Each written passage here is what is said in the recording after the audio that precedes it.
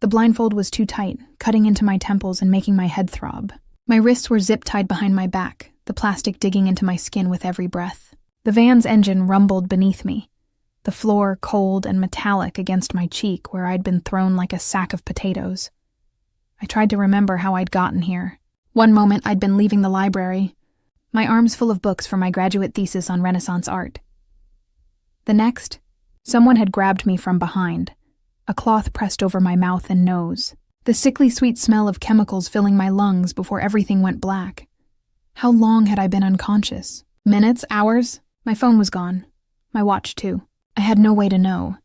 The van hit a pothole, bouncing me painfully against the floor. I bit back a whimper, not wanting to draw attention to the fact that I was awake.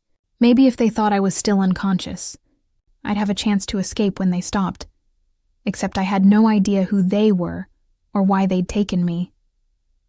Voices drifted from the front of the van. Male, speaking in what sounded like Italian. I'd taken 2 semesters in college, enough to catch fragments. Something about the target, the boss, and she better be worth it. Target? Worth it. I was a broke grad student living on ramen and library coffee. What could anyone possibly want with me? The van slowed, turning sharply. We'd left the smooth highway for rougher roads, gravel crunching under tires. Then we stopped, the engine cutting off, leaving only the sound of my own panicked breathing. "Get her out," someone commanded. The accent was thick, but the English clear. "Careful. Boss wants her unmarked."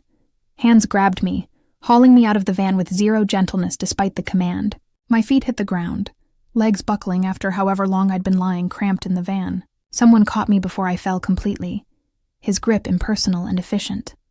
"Walk," he ordered, pushing me forward. I stumbled blindly, my captors guiding me with rough hands on my shoulders. Cold air hit my face.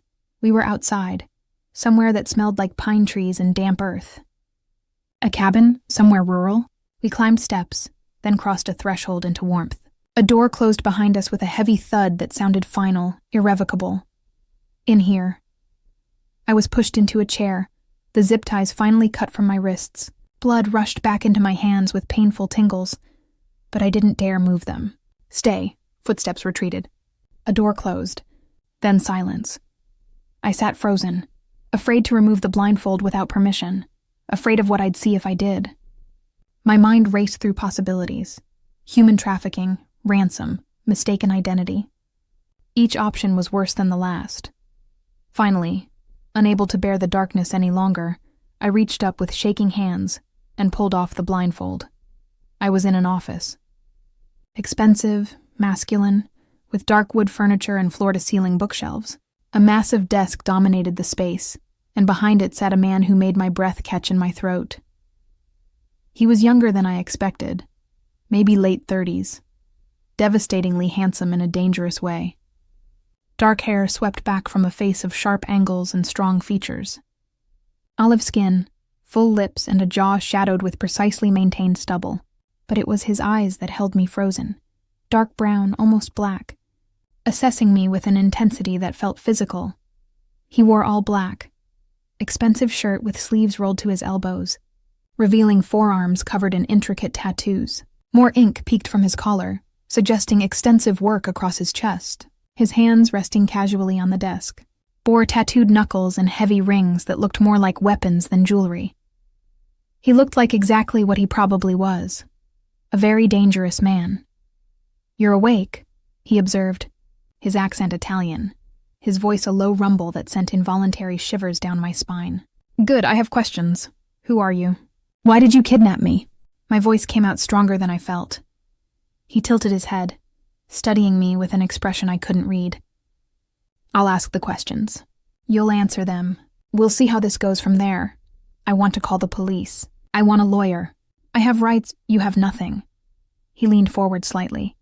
"Right now, you have only what I allow you to have. The sooner you understand that, the easier this will be."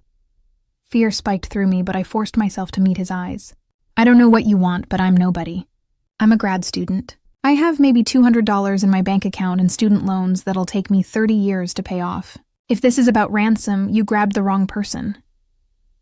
Something flickered across his face. "Your name." "What?" "Tell me your name.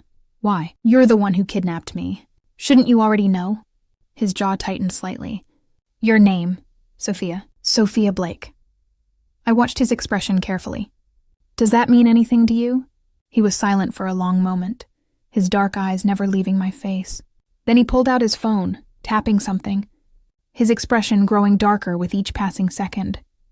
Finally, he set down the phone and looked at me with an intensity that made me press back in my chair.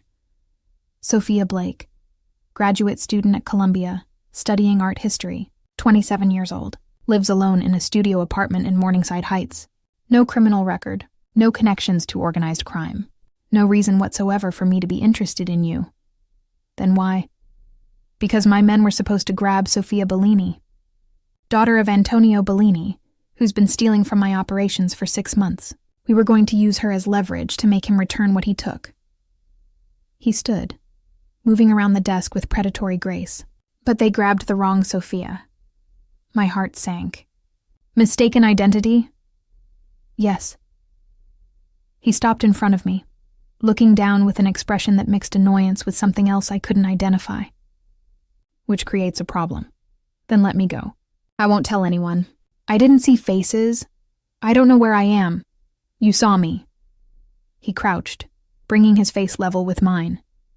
You know what I look like. You could identify me to police, to federal agents, to anyone who asks. I won't, I swear. I'll forget this ever happened. You'll forget the face of the man who kidnapped you. His smile was cold. I don't think so. Tears burned behind my eyes, but I refused to let them fall. So what happens now? You kill me because your men are incompetent? My men followed orders perfectly. They grabbed a woman named Sophia, leaving the Columbia Library at exactly the time Bellini's daughter leaves every Tuesday. He stood, returning to his desk. The mistake was mine. I should have provided a photograph. Great. So you're going to kill me because you didn't give them a picture? I haven't decided what I'm going to do with you yet. He poured himself a drink from a crystal decanter, the amber liquid catching the light. You're a complication I didn't anticipate, but you're also an opportunity. Opportunity for what? He took a sip, considering me over the rim of his glass. Bellini still has my money. And now I have something he doesn't know I have. A young woman, held against her will, in a location he'll never find. If I let him think I have his daughter, he'll still give me what I want. You want me to pretend to be her? I don't even know what she looks like. She looks enough like you. Dark hair, similar build, same age. In a photograph, with poor lighting, Bellini won't know the difference until it's too late. He set down his glass. You'll cooperate. Let my men take photos to send to Bellini, and when he returns what he stole, you'll be released. Simple. And if he doesn't return it? Or if he figures out I'm not his daughter? Then we'll deal with that when it happens. He pulled out his phone again, tapping a message. In the meantime, you'll stay here. Under guard. Any attempt to escape will be dealt with harshly. This is insane. You can't just keep me prisoner. I can, and I am. He looked up from his phone. You should have been more careful walking alone at night. Should have been more aware of your surroundings. Should have been anything except an easy target who shares a name with someone on my radar. So this is my fault? Anger cut through my fear. I'm being punished because I have a common name and your men can't tell two people apart? You're being kept alive, which is more than many people in your position receive. His expression hardened. Be grateful for that, Miss Blake, and pray that Bellini values his actual daughter enough to pay for what he thinks is her. A knock on the door interrupted whatever I might have said next. A man entered without waiting for permission. Tall, broad, with a scar running down his left cheek and the same dangerous aura as the man behind the desk. Boss, he said in Italian, which I understood just well enough to follow. We have Bellini's location. Do you want me to proceed with the exchange demand? Yes, send the photo first. Make sure it's convincing. The boss, I still didn't know his name, gestured to me. Take her to the guest room. Make sure she's comfortable but secured. I don't want any escape attempts. Wait, I said as the scarred man moved toward me. I don't even know your name. If I'm going to be your prisoner, shouldn't I know who's holding me captive? He considered this, then smiled slightly. You can call me Dante. And you're not a prisoner, Miss Blake. You're a guest. An involuntary, non-optional guest, but a guest nonetheless. That's just kidnapping with better semantics. Perhaps. He nodded to the scarred man. Go, Marco. Make sure she has everything she needs. We want her healthy and presentable for photographs. Marco grabbed my arm, pulling me toward the door. I tried to resist, but his grip was iron. As he dragged me into the hallway, I looked back at Dante, finding him watching me with an expression I couldn't read. This is illegal, I shouted. Kidnapping, false imprisonment, yes, Dante agreed calmly. Add it to the list of my crimes. I'm sure the authorities will be very interested, if they ever find out. The threat was clear. If I talked, if I went to police after this was over, there would be consequences. Permanent ones. Marco pulled me down a corridor to a bedroom that was surprisingly nice. Queen bed with expensive linens, attached bathroom, even a TV. But the barred windows and heavy lock on the outside of the door made it clear this was a prison, no matter how comfortable. Don't try anything stupid, Marco said in accented English.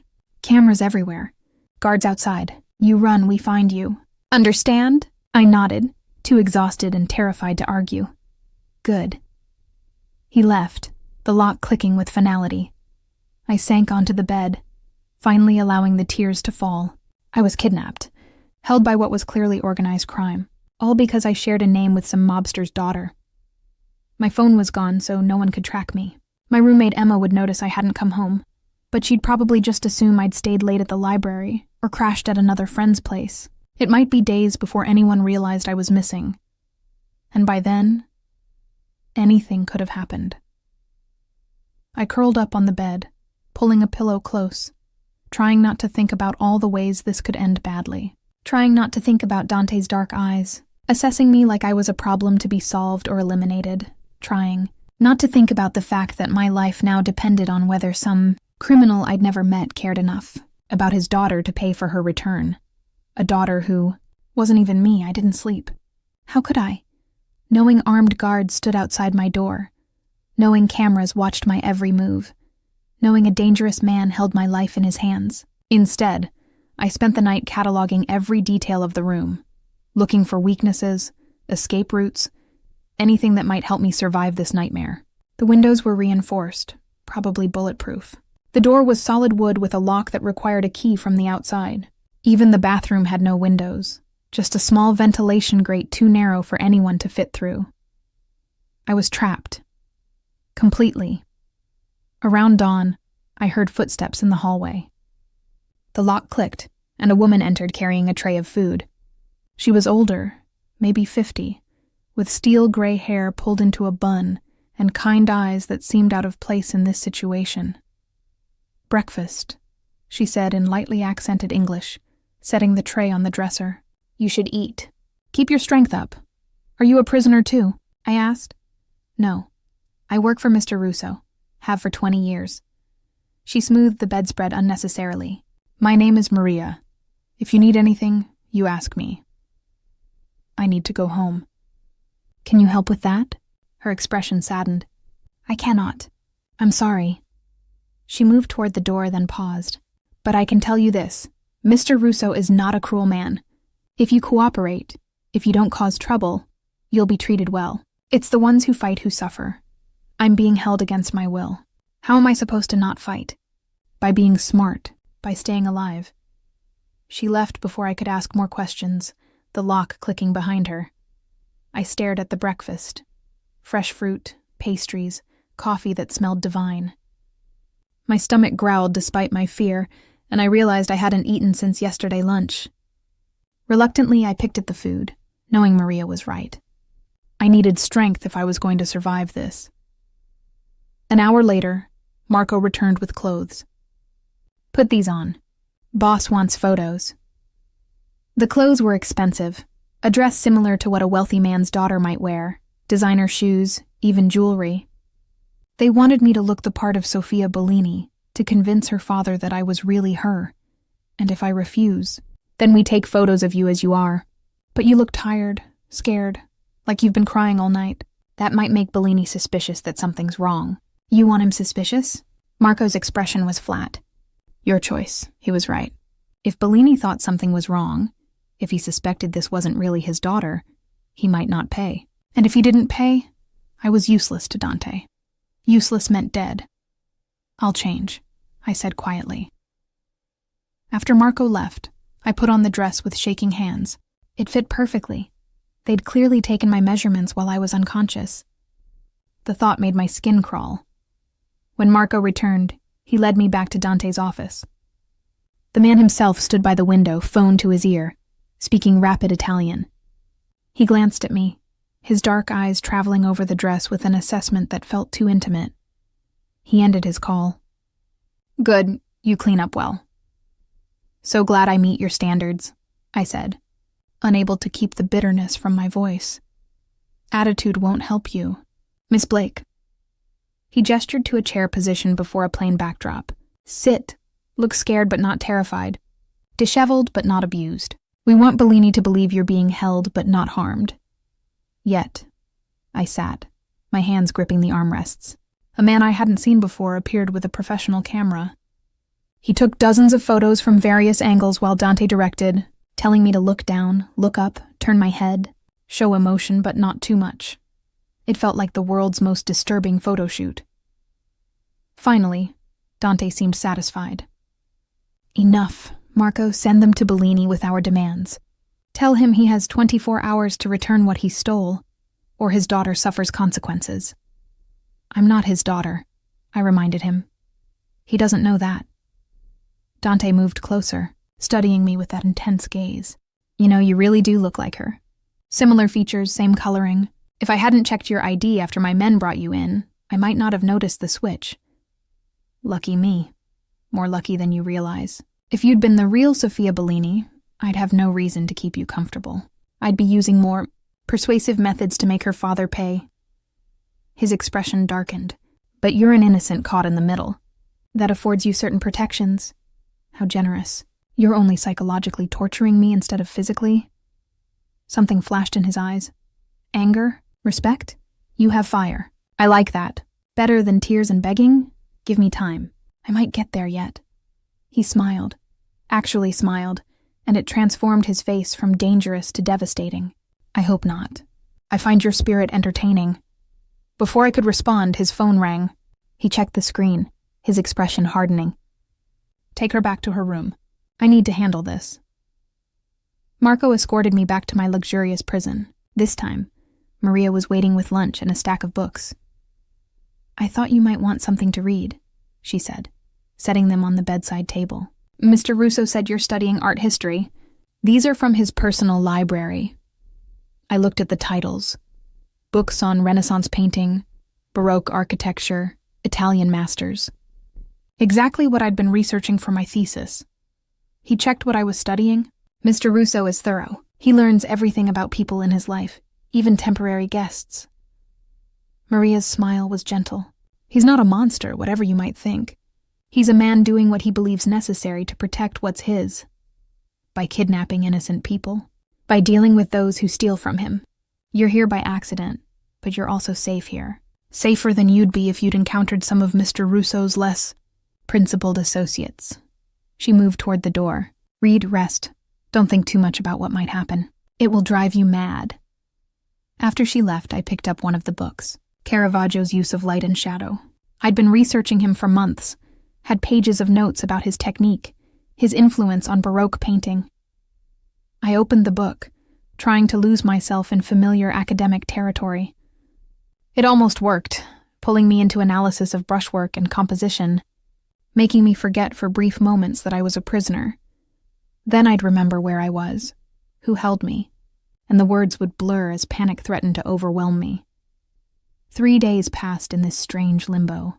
Maria brought meals, always with kind words and careful concern. Marco checked on me twice daily, his presence intimidating but not overtly threatening. And Dante, I didn't see him at all after that photo session. But I felt his presence in every detail. The books selected specifically for my interests. The food catered to preferences I didn't remember mentioning. Even the temperature of the room adjusted to perfect comfort. He was watching, monitoring, learning me the way he apparently learned everyone in his orbit. On the 4th day, everything changed. I was reading when my door opened without the usual knock. Dante stood there, his expression thunderous, his entire body radiating barely controlled rage. "Get up. Now. What's wrong?" "Your friend Emma, the one you live with. Tell me about her." My blood ran cold. "What about her?" "What did you do?" "I did nothing. But she's been asking questions, filing missing person reports, contacting everyone you know. She even went to the police." He pulled out his phone, showing me a news article. "Columbia student missing for 4 days. Police investigating." My photo stared back at me from the screen. "She's looking for me," I whispered. "Of course she is." I disappeared. "And now you're a police matter, which makes you a liability." He pocketed the phone. Bellini received the photos. He knows someone has his daughter, or thinks they do. He's agreed to return what he stole. The exchange is set for tomorrow. "So you'll let me go? After the exchange?" That was the plan. His jaw tightened. "But now police are involved. If you go home, if you talk, if you give them any information about me or my organization, there will be consequences." "I won't talk." "I swear, everyone says that, until federal agents offer immunity, witness protection, a way out." He moved closer, and I pressed back against the wall. "I need insurance. Something that ensures your silence after you're released." "What kind of insurance?" "That depends on you, Miss Blake. How much do you value your friend Emma's safety?" "Your own family's safety?" His dark eyes held mine. "Because if you talk, if you become a problem, I'll solve that problem. And solutions are rarely pleasant for everyone involved." The threat was crystal clear. Stay silent or the people I loved would pay the price. "I'll keep quiet," I managed. "Whatever you need, I'll do it. Just don't hurt anyone." He studied me for a long moment, something shifting in his expression. "You really are innocent, aren't you? Caught in the wrong place at the wrong time, willing to sacrifice your own freedom to protect others. Isn't that what anyone would do?" "No. Most people are selfish when survival is at stake." He reached out, his hand cupping my chin, tilting my face up to meet his gaze. The touch was surprisingly gentle despite his anger. "But you're different. I can see it in your eyes. You'd take the punishment yourself if it meant sparing others." "Please," I whispered. "Let me go. I won't say anything. I'll disappear if I have to. Just let me go." "I can't. Not yet." His thumb brushed across my cheekbone, the gesture almost tender. "The exchange is tomorrow. After that, I'll decide what to do with you. Until then, you stay here, under my protection." "Your protection? You kidnapped me!" "And in doing so, I've kept you safer than you realize." He released my face, stepping back. "There are people in my world who would do far worse than hold you in a comfortable room with good food and books. Be grateful you ended up with me instead of them." He left, the lock clicking, leaving me shaking with a confusing mix of fear and something else I didn't want to examine. Because for just a moment, when his hand had touched my face, when his dark eyes had held mine with that intensity, I hadn't felt afraid. I'd felt something far more dangerous. The day of the exchange, tension filled the entire house like electricity before a storm. Guards moved with heightened alertness, weapons visible where they'd been concealed before. Maria brought breakfast but barely spoke, her usual kindness overshadowed by worry. "What happens today?" I asked as she set down the tray. "Mr. Russo meets with Bellini. Trades the girl for what was stolen." She wouldn't meet my eyes. "Then things go back to normal." "And me? What happens to me?" "I don't know, child. That's for Mr. Russo to decide." She finally looked at me, sympathy evident. "But I'll pray for you. Pray that he sees your innocence and shows mercy." After she left, I couldn't eat. My stomach churned with anxiety about what came next. Would Dante really let me go? Or would I become a permanent loose end that needed to be tied up? Around noon, Marco appeared. "Boss wants to see you. Now." I followed him to Dante's office, finding him dressed differently than before. Tactical gear instead of expensive suits, weapons visible at his hip and ankle. He looked every inch the dangerous criminal, no polish to hide the violence beneath. "Sit," he commanded, not looking up from the tablet he was studying. "We need to discuss what happens after today." "You mean after you trick Bellini into thinking he's getting his daughter back?" "Yes." He finally looked at me, his expression unreadable.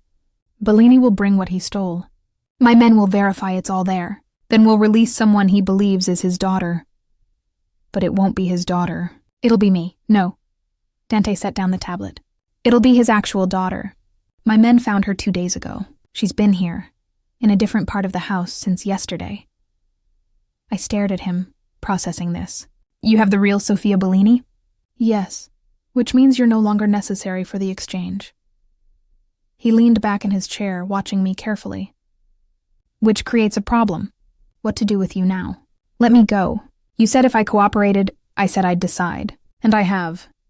He stood, moving around the desk with that predatory grace. You're staying here. What? No, you can't keep me prisoner forever. Not as a prisoner, as... He paused, seeming to search for the right word. As an employee, with very specific job duties. I'm not working for you. I'm not becoming part of your criminal organization. You already are part of it, whether you like it or not. You've been here for days. You've seen my face, my home, my operations. You know things that could damage me if shared with authorities. He was close now, looking down at me with those intense dark eyes. So you have 2 choices. Stay here under my control, where I know you can't betray me. Or leave and put everyone you love at risk. That's not a choice. That's coercion. It's reality. And the sooner you accept it, the easier your life will be. He pulled out his phone, showing me a photo. This is the apartment I've prepared for you. In Manhattan, near Columbia. You'll continue your studies, maintain your normal life, but you'll also work for me. I looked at the photo. A beautiful apartment, far nicer than my current studio. Doing what? Research. Documentation. I have various business interests that require academic analysis.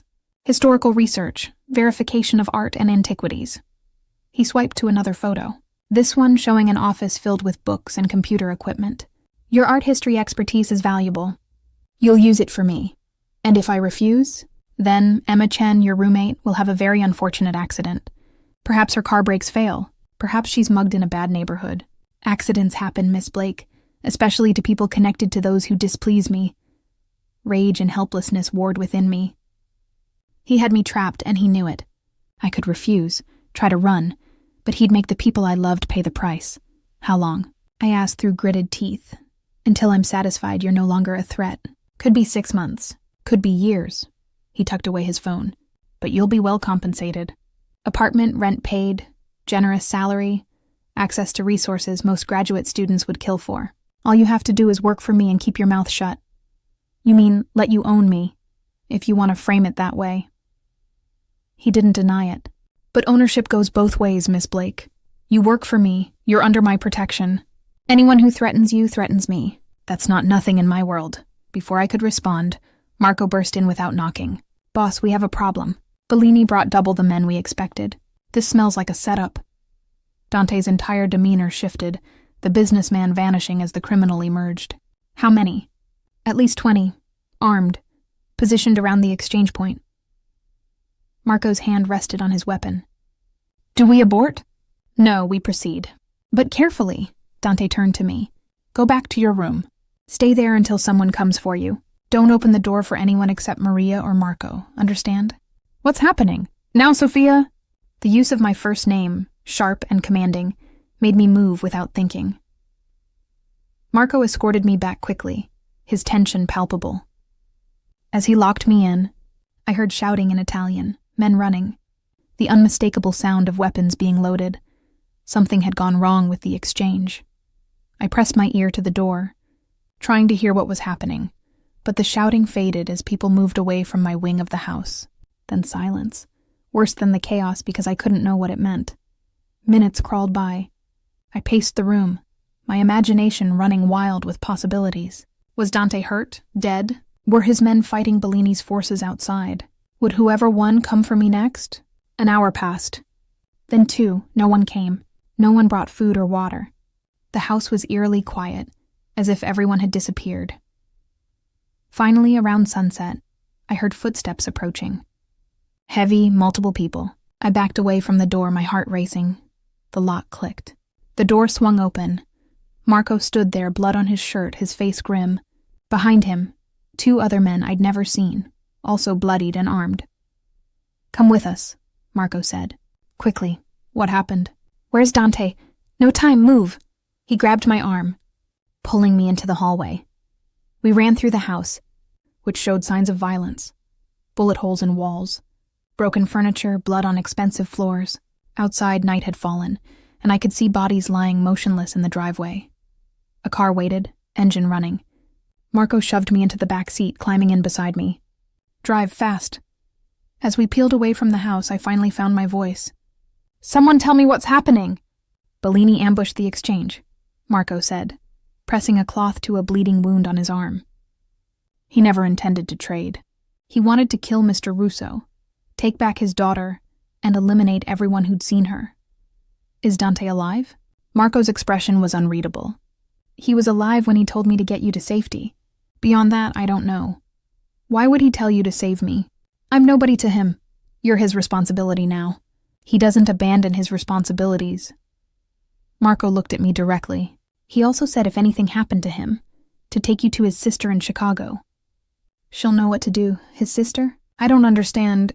You don't need to understand. You just need to survive. He pulled out his phone, typing rapidly. We have a long drive ahead. Try to rest. But I couldn't rest. I stared out the window as we left whatever city we'd been in, heading onto highways I didn't recognize. The man who'd kidnapped me might be dead, and somehow, impossibly, I felt something twist in my chest at the thought. Not relief, not joy, but something closer to worry. Concern for a dangerous criminal who'd threatened people I loved, who'd held me prisoner, who'd planned to use me as his personal researcher against my will. I was losing my mind. Stockholm Syndrome, maybe, or just exhaustion and shock from days of captivity. We drove through the night, stopping only for gas and bathroom breaks. Marco remained vigilant, checking his phone constantly, looking for messages that never came. The other men spoke in Italian too fast for me to follow, but their tension was evident. By dawn, we reached Chicago, pulling up to a high-rise building in an expensive neighborhood. Marco led me to the penthouse, where a woman answered before he could knock. She looked like Dante, same dark hair and eyes, same sharp features. But where he radiated danger, she projected controlled authority. She wore a business suit and carried herself like someone used to command. You must be Sophia, she said, her accent softer than Dante's. I'm Isabella Russo, my brother's sister. Is he alive? The words burst out before I could stop them. Something shifted in her expression. Yes, injured, but alive. He's in hiding until we know the full extent of Bellini's betrayal. She gestured us inside. Come, we need to talk about your situation. The penthouse was stunning. Art on every wall, floor-to-ceiling windows, furniture that probably cost more than my education. Isabella led me to a sitting area while Marco disappeared with the other men. My brother told me about you, Isabella said, pouring coffee from a silver service. The wrong girl, caught in the middle of a territorial dispute. He was going to keep me prisoner. Make me work for him. Yes, Dante has a tendency to solve problems through control. She smiled slightly. But he also protects what's his, and he's decided you're under his protection now. I don't want his protection. I want to go home. Home to what? Police investigations? Media attention? Bellini's men looking for witnesses? Isabella shook her head. The moment you disappeared, you became part of this world. There's no going back to normal, Sophia. Only forward. So I'm still a prisoner. Just with a different warden? No. You're someone Dante has claimed responsibility for. That means I'm responsible for you until he recovers. She sipped her coffee. Which means we need to establish new terms. Terms that work for both of us. What kind of terms? You want your freedom. Your life back. I want to ensure you won't endanger my brother or our family. She set down her cup. So here's my offer. You work for me instead of Dante. Legitimate work, legal work, doing art authentication and historical research for my gallery. Proper salary, proper contract, proper employment. In exchange, you agree to confidentiality about what you've seen and experienced. And if I refuse, then you remain under house arrest until Dante decides you're safe to release. Which could be months, years, or never. Her expression was sympathetic but firm. I'm offering you the better option, Sophia. Take it. I looked out the windows at Chicago's skyline, at a city I'd never been to, at a life I'd never chosen. Everything about this was wrong, but it was also somehow better than the alternatives. I'll need to contact Emma. Let her know I'm alive. Carefully controlled contact, yes. We'll craft a story. You met someone, eloped spontaneously, are taking time off from school. It'll satisfy immediate concerns while buying us time to figure out a more permanent solution. You've thought of everything. That's what I do. My brother handles the violent side of our business. I handle the consequences. She stood, extending her hand. Do we have an agreement? I thought about Dante, injured and hiding somewhere. I thought about the violence I'd witnessed, the bodies in the driveway, the blood on Marco's shirt.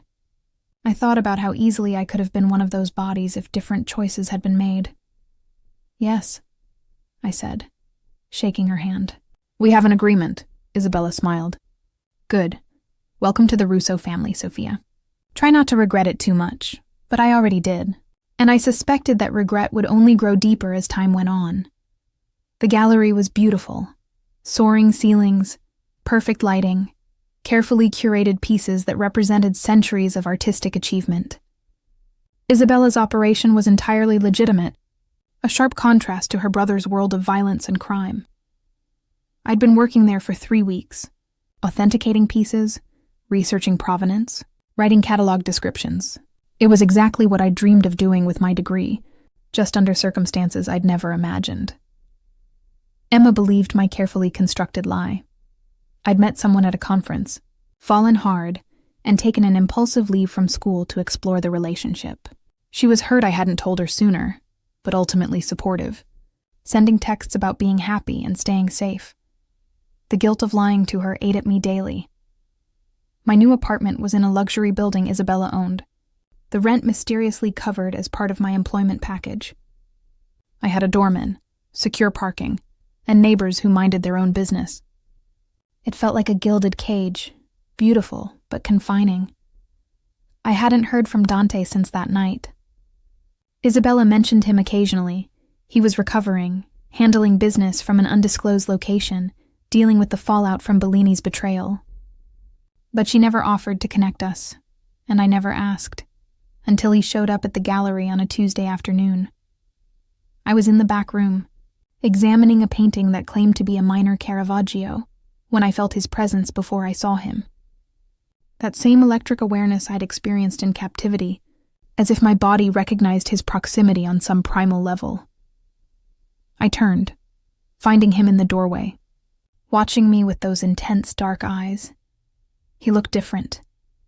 Leaner, harder, with healing scars visible on his face and neck. He wore all black as before, but moved with a slight favor to his left side, suggesting injuries not fully healed. Miss Blake. His voice was exactly as I remembered. Working hard, I see. Mr. Russo.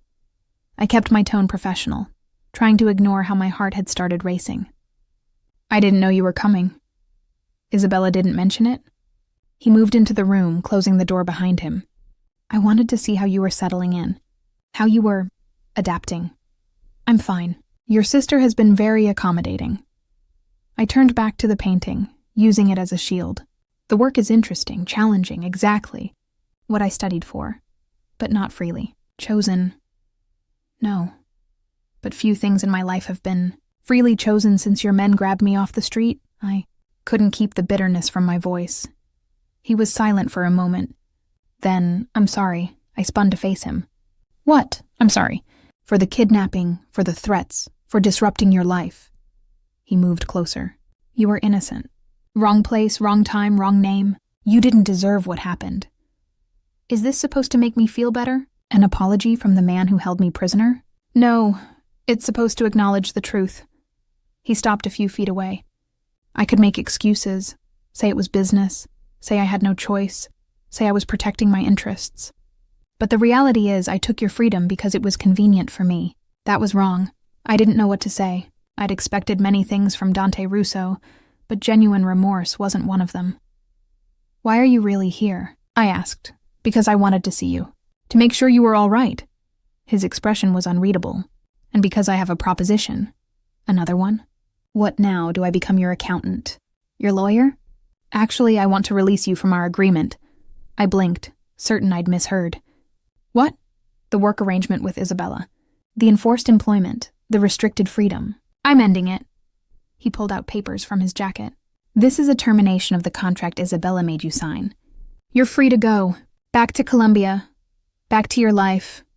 Back to whatever you choose. I stared at the papers, not touching them. Why? What changed? I almost died 3 weeks ago. Bellini's ambush came close to succeeding. He set the papers on the table beside the painting. When you think you're going to die, you evaluate your choices. The things you've done, the people you've hurt. I decided I didn't want your suffering on my conscience. So this is about easing your guilt? Partly. Also about doing the right thing for once. He moved toward the door. You're free, Sophia. No more obligations to me or my family. No more threats against your loved ones, just free. Wait. I grabbed his arm as he reached for the handle. What about Bellini? What about the danger you said I'd be in? Bellini is dead. I handled him personally after I recovered enough to move. His voice was flat. His entire operation is dismantled. There's no one left to threaten you. And your need for me to keep quiet? For insurance against me talking? I'm trusting you won't. That the woman I got to know during those few days, the one who read Caravaggio in captivity, who stood up to me despite her fear, who chose to protect others over herself, that woman won't betray me. He looked down at my hand on his arm. Was I wrong to trust that? I released him, stepping back. No, I won't talk. Not to protect you, but to protect myself. To avoid being dragged deeper into your world. That's fair. He opened the door, then paused. For what it's worth, if circumstances had been different, if we'd met any other way, I think I would have liked knowing you properly. Without the kidnapping and threats, we'll never know, will we? No, I suppose we won't. He left, his footsteps echoing in the hallway. I stood alone in the room, staring at the termination papers, trying to process what had just happened. I was free, actually genuinely free. I could go back to school, back to my life, pretend none of this had ever happened. So why did it feel like loss instead of relief? I told Isabella that evening that I was leaving, returning to New York, going back to Colombia. She accepted it with grace, even offered to write a recommendation letter for my thesis committee. You were good at this work, she said. If you ever want to come back, legitimately, the door is open. Why are you being so kind? Your brother kidnapped me, because you never deserved what happened to you, and because I've seen how Dante looks at you. She smiled slightly. My brother has many faults, but he's never apologized to anyone before. You're the first. That means something. It means he feels guilty. It means you affected him, made him question his choices. That's not nothing, Sophia. I didn't know what to say to that, so I simply thanked her and left. Back in New York, I moved into a new apartment. My choice this time, modest but mine. I re-enrolled in classes, dove back into my thesis research, tried to reconstruct the life that had been interrupted. Emma was thrilled I was back, though confused about why the relationship had ended so suddenly. I made up a story about incompatibility, about realizing I'd rushed into things. She accepted it, and slowly our friendship returned to normal. Except nothing felt normal anymore. I'd seen too much, experienced too much. The academic discussions in my seminars felt trivial compared to being held at gunpoint. My classmates' concerns about grades and internships seemed childish compared to negotiating with a crime boss for my freedom. I'd been changed by my time in that world, and I couldn't undo it. 3 months after returning, I was working late in the library when my phone buzzed with a message from an unknown number. There's a painting for sale at Christie's next month. Attributed to Artemisia Gentileschi. I think it's a forgery. Interested in verifying? I stared at the message, my heart racing. I knew who'd sent it even without a name. The subject matter, the phrasing, the assumption I'd be interested. It could only be Dante. I shouldn't respond. Should block the number, delete the message, maintain the distance I'd worked so hard to create. Instead, I typed, "Why are you asking me?" The response came quickly. Because you're brilliant at this work, and because I miss talking to someone who isn't afraid to challenge me. I was terrified of you. You were terrified of the situation. But you still challenged me, still spoke your mind, still refused to be broken. I admired that. I shouldn't engage. This was dangerous. He was dangerous. But I typed anyway. Send me the details. I'll take a look. Thank you. Compensation will be deposited to your account. I don't want your money. Then do it because you love art. Because you can't resist a good mystery. Because you're curious whether I'm right. A pause, then. And maybe because you miss it a little too. The intensity, the stakes that matter. He was right, and I hated that he was right. My normal life felt pale compared to those heightened days of danger and challenge. Just send the information, I typed. The painting arrived from my examination 2 weeks later, delivered by a Christie's courier with impeccable credentials and no idea who'd really commissioned the authentication. It took me 3 days of careful analysis, but I confirmed Dante's suspicion. It was a skilled forgery, probably from the 1920s. I documented my findings meticulously, then sent the report to the number he'd texted from. His response: "Knew I could count on you. Another job next month if you're interested." I should have said no, should have maintained boundaries. But I said yes. Over the next 6 months, it became a pattern. Dante would send me authentication requests, always through anonymous channels, always well compensated despite my protests. I'd examine pieces, write reports, and never quite managed to cut off contact completely. We never met in person. Never spoke on the phone. Just texts about art, about technique, about the fascinating intersection of beauty and fraud. It felt safe. Distant. Like I could be involved without really being involved. Until the text came through on a Tuesday morning. "I need to see you." "In person. It's urgent." "No, we agreed. Sophia, please. It's about your safety. Someone knows about our arrangement." "Someone dangerous." Fear spiked through me. "Who?" "Meet me tonight. The Metropolitan Museum, Temple of Dender, 8 p.m. after closing. I'll explain everything." "How are you getting into the Met after hours?" "The same way I do everything else. Through connections and money. Please." I wouldn't ask if it wasn't critical. I stared at the message for long minutes, torn between self-preservation and the awful truth that part of me wanted to see him again, wanted to be in that space where life felt vivid and real instead of the muted existence I'd been living. "I'll be there," I typed. "Thank you. And Sophia, come alone. Trust no one else with this." That night, I entered the Met through a service entrance where a guard waited with my name on a list. He led me through empty halls, our footsteps echoing off marble floors, past masterpieces I'd studied for years but now barely noticed. The Temple of Dendur sat in its glass-walled room, ancient and imposing, illuminated by soft lighting that made it look even more otherworldly than usual. And standing before it, hands in his pockets, was Dante Russo. He looked better than the last time I'd seen him. Fully healed, his usual controlled power restored. He wore a dark suit that probably cost more than my semester's tuition, and his dark eyes found mine immediately. "You came," he said quietly. "You said it was urgent." "About my safety." I stopped a careful distance away. "What's going on?" I lied. At my expression, he raised a hand. "There's no immediate danger. No one threatening you. I lied because I needed to see you. And I knew you wouldn't come otherwise. You manipulated me. Again. Yes, I'm good at that." He moved closer. "But I'm trying to be better. Trying to make different choices. And I wanted to make this choice. To see you. To talk to you. To tell you the truth about why I keep sending you work. Because I'm good at authentication. Because I can't stop thinking about you." The confession hung between us, stark and vulnerable. For 6 months I've tried to move on, to forget the woman I kidnapped and held prisoner. But I can't. Every painting reminds me of finding you reading in that room. Every business deal reminds me of how you stood up to me. Every decision I make, I wonder what you'd think of it. Dante, I know it's wrong. I know I have no right to feel anything for you. I know you should hate me for what I did. He was close now, close enough to touch. But I'm done pretending I don't care. Done keeping distance when all I want is to be near you. This is insane. You kidnapped me. I know. You threatened people I love. I know. You're a criminal. You hurt people. You operate outside every moral boundary I have. I know all of it. His hand came up, hovering near my face, not quite touching. But you're here anyway. In an empty museum at night, meeting a man you claim to fear. Why is that, Sophia? Because you said I was in danger.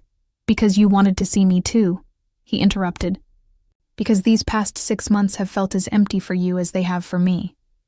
Because you're drawn to this, to me, despite every rational reason not to be. He was right. God help me, he was right. I'd been drawn to him since that first moment in his office, when his dark eyes had held mine with such intensity. I'd felt alive in his world in a way I'd never felt anywhere else. This can't work, I whispered. We can't work, I know, but I'm tired of doing what makes sense instead of what I want.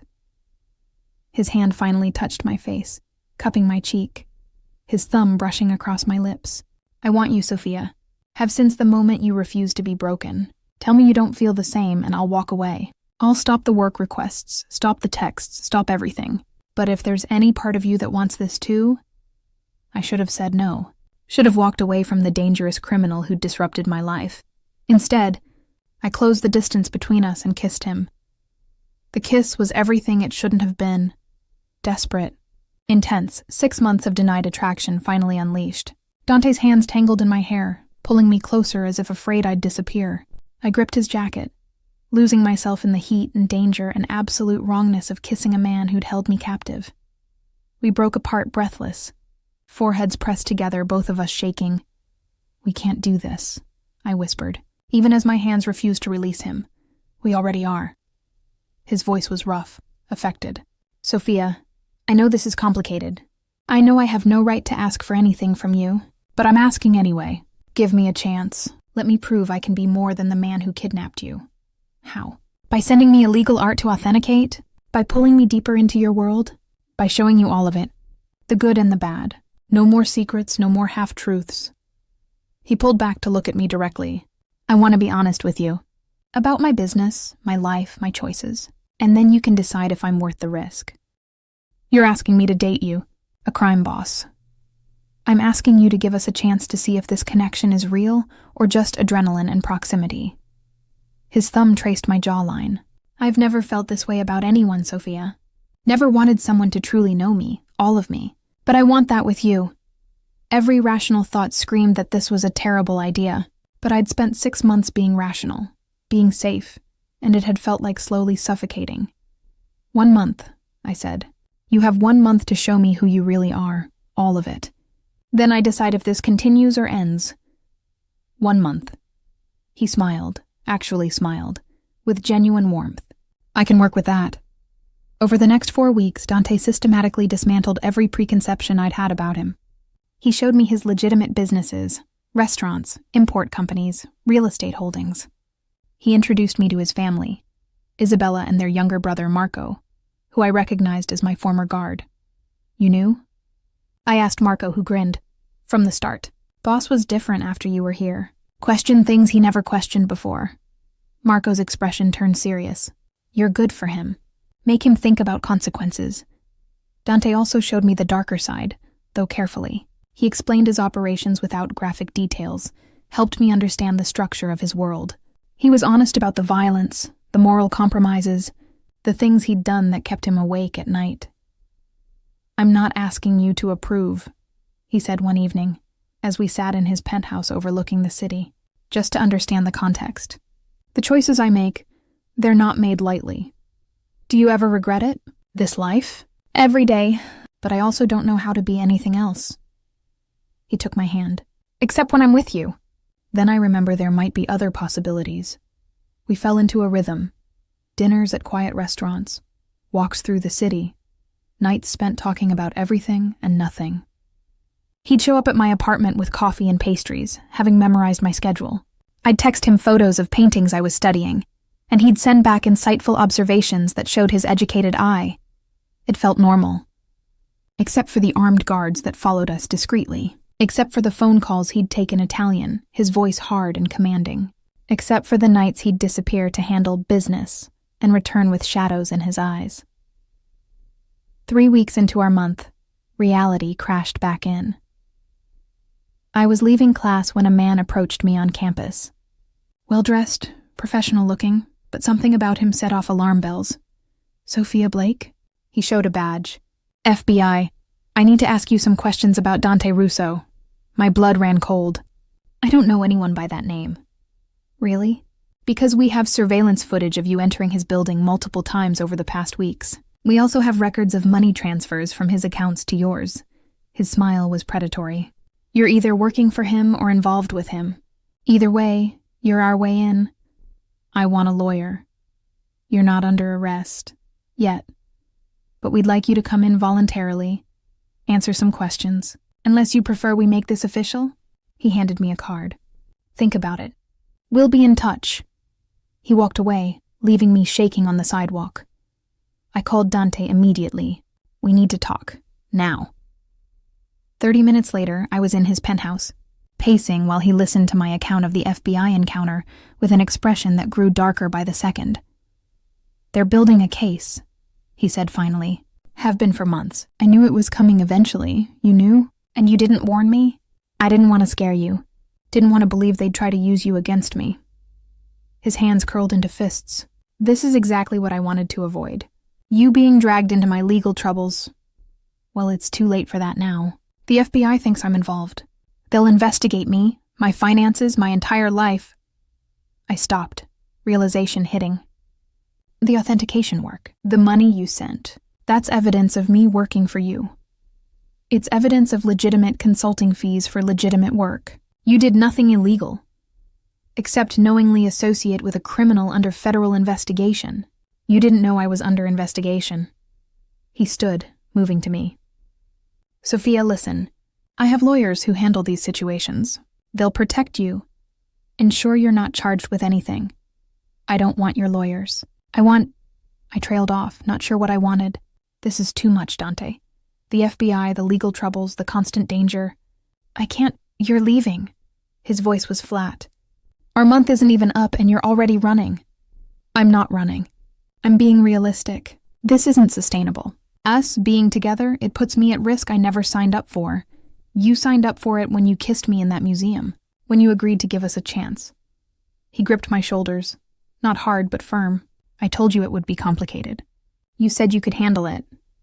I thought I could, but that was before the FBI. Before the reality of what being with you actually means. Tears burned behind my eyes. Dante, I care about you, but I can't go to prison because you've made powerful enemies. You won't go to prison.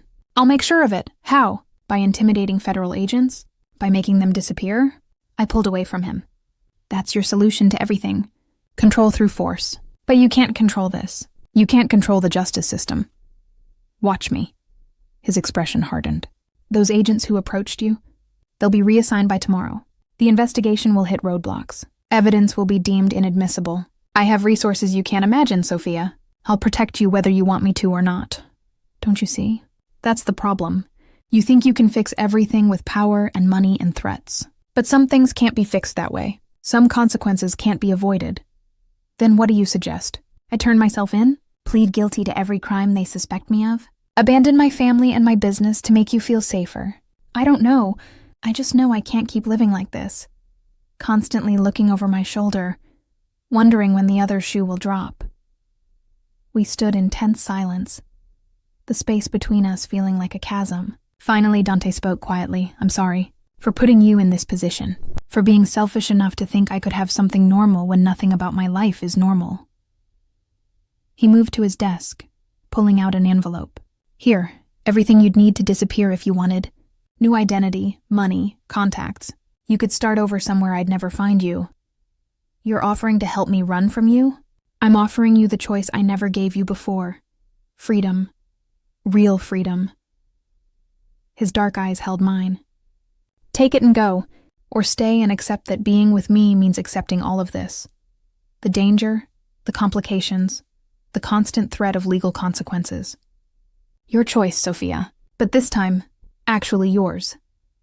I stared at the envelope, at the escape route he was providing. I could take it, disappear, rebuild my life far from him and his dangerous world, or I could stay. The FBI agent, I said slowly. What was his name? Special Agent Morrison. Why? Because I'm going to call him. I'm going to cooperate with his investigation. Dante's expression went cold. You're going to testify against me. No, I'm going to tell him the truth, that you hired me for legitimate consulting work, that I know nothing about your illegal activities, and that harassing me won't get him the evidence he needs. I met his gaze. But I'm doing it legally, through a lawyer, with everything documented. No intimidation, no making agents disappear, no using your power to make problems vanish. That's not how my world works. Then maybe it's time your world learned a different way. I moved closer to him. Dante, you said you wanted to be different with me, to make better choices. This is what that looks like. Handling legal problems legally, even if it's harder, even if it's scarier. And if they still try to charge you, then we deal with it, together, through the system, not around it. I took his hands. I'm not running, but I'm also not letting you turn me into someone who solves problems your way. We do this right, or we don't do this at all. He searched my face, conflict evident in his expression. Finally, he nodded. Okay, we'll try it your way. But if they threaten you, if they try to coerce you into anything, then we'll handle it. Legally. I squeezed his hands. Trust me on this. I trust you. It's the system I don't trust. But he pulled out his phone. I'll call my lawyer. He'll coordinate with whoever you choose. We'll do this properly. Thank you. He pulled me close, wrapping his arms around me in a hug that felt like equal parts protection and desperation. Don't make me regret this. Don't let them use you to destroy everything I've built. I won't betray you. But I also won't let you destroy yourself trying to protect me. I looked up at him. We figure this out together. As partners, partners. He smiled slightly. I like the sound of that. The next week was intense. Lawyers, meetings, carefully crafted statements to the FBI that gave them nothing usable while establishing my innocence. Agent Morrison was frustrated, but couldn't find grounds to charge me with anything. Through it all, Dante stayed close. Supporting but not controlling, trusting me to handle things my way, even when it clearly went against his instincts. We emerged from it changed. The investigation wasn't dropped, but I was officially cleared as an avenue of approach. And somehow, we were stronger for having faced it together without Dante resorting to his usual methods.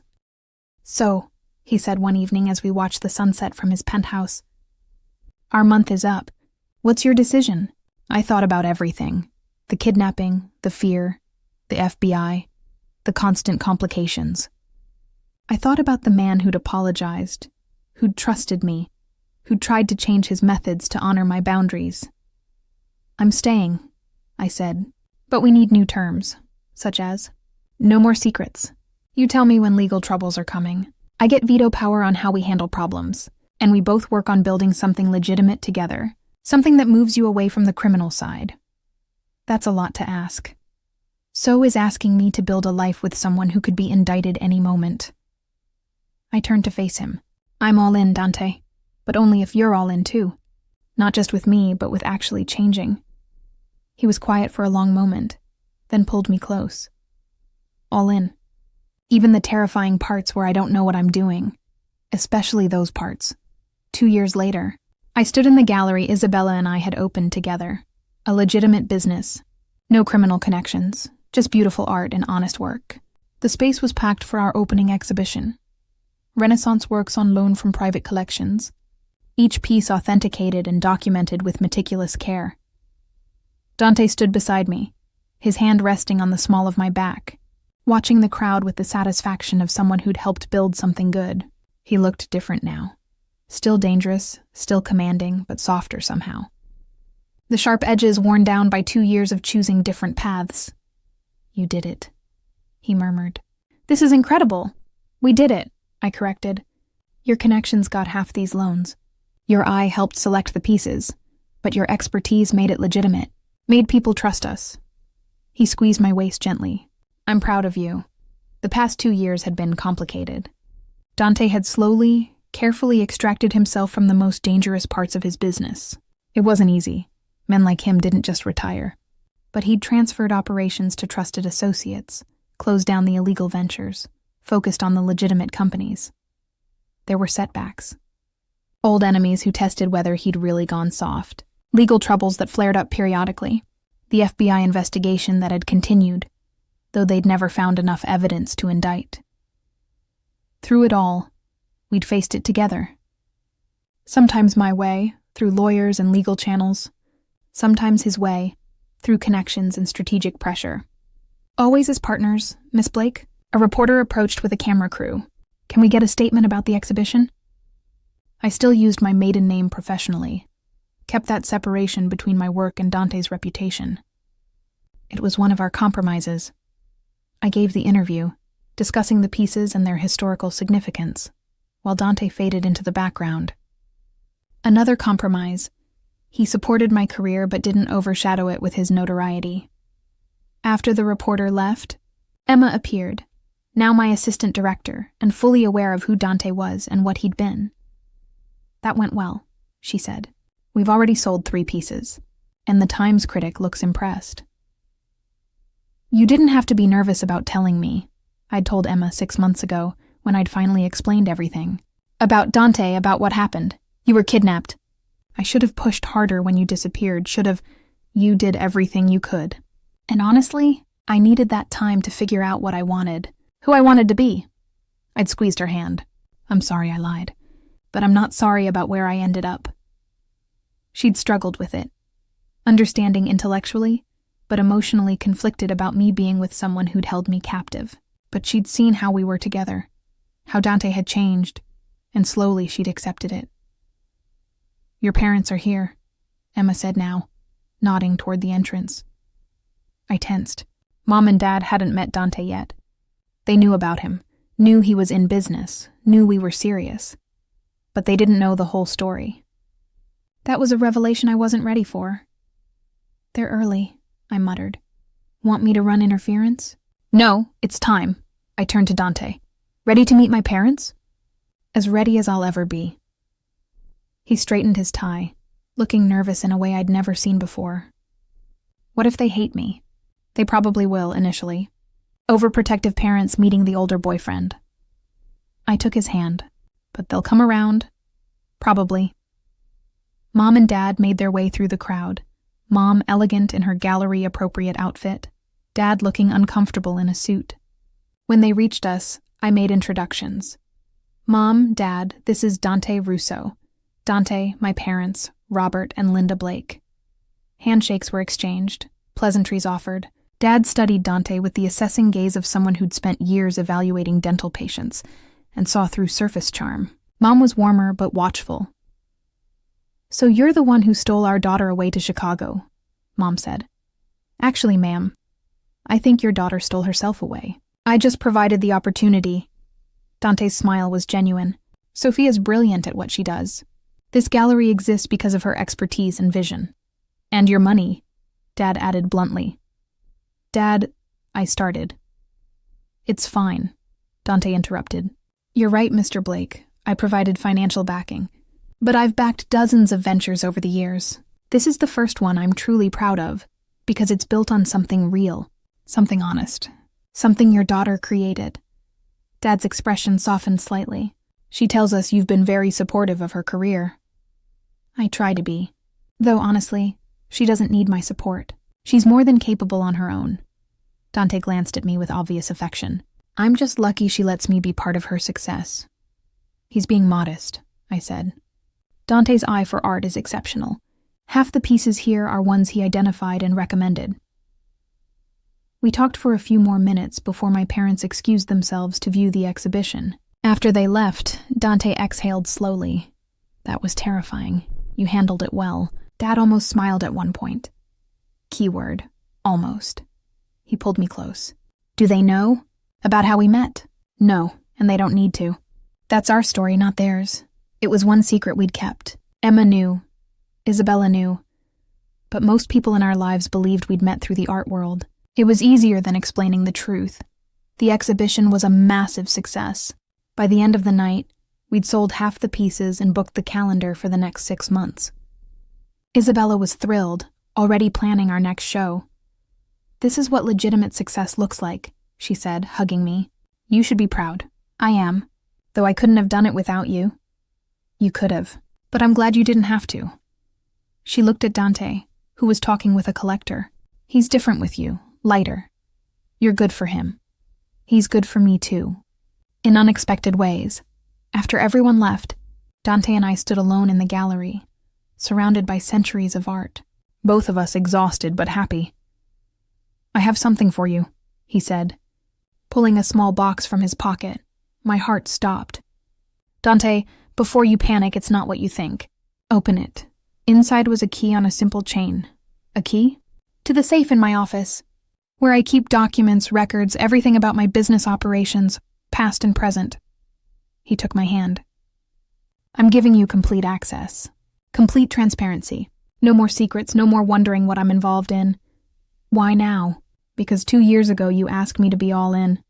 To really change, really trust you. This is me showing you I have."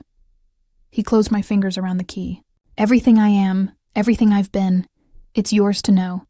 No more barriers between us." Tears burned in my eyes. "This is the scariest gift anyone's ever given me. I know. But you've been brave enough to stand beside me through everything else. I'm trusting you'll be brave enough for this too." He cupped my face. "I love you, Sophia. Not despite who you are, but because of it. Because you challenged me, changed me, made me want to be better. I love you too." I kissed him softly. "Even though you're the most complicated man I've ever met. Technically, I kidnapped you. I'd say we're past complicated and into completely insane. True, but it's our kind of insane." We stayed in the gallery until late, talking about the future we were building together. The businesses we'd run, the life we'd create, the balance we'd maintain between his past and our future. It wouldn't be easy. His history would always be there, always casting shadows. The FBI hadn't forgotten about him, even if they'd never proven their suspicions. His old enemies still occasionally tested him, though less frequently now. But we'd faced everything together so far. We'd survived the kidnapping, the FBI investigation, the complicated process of him leaving criminal life behind. We'd built something real from the wreckage of our catastrophic first meeting. 6 months later, Dante proposed, properly this time, not with threats, but with love. We married in a small ceremony with just close family and friends, Emma as my maid of honor, Marco as his best man. Isabella gave a toast that made everyone laugh. To my brother, who had to kidnap someone to finally find love. Not the traditional route, but nothing about this family is traditional. At the reception, my mother pulled me aside. "Are you happy, sweetie? Really happy?" I looked across the room at Dante, who was deep in conversation with my father about art authentication techniques. 2 years ago, I'd been a terrified graduate student being held prisoner. Now I was watching my husband bond with my father over shared interests. "Yes, Mom. I'm really happy." "Good. Though I have to ask, how did you two actually meet?" The story about an art conference never quite added up. I hesitated, then decided on a version of the truth. He made a mistake that brought us together.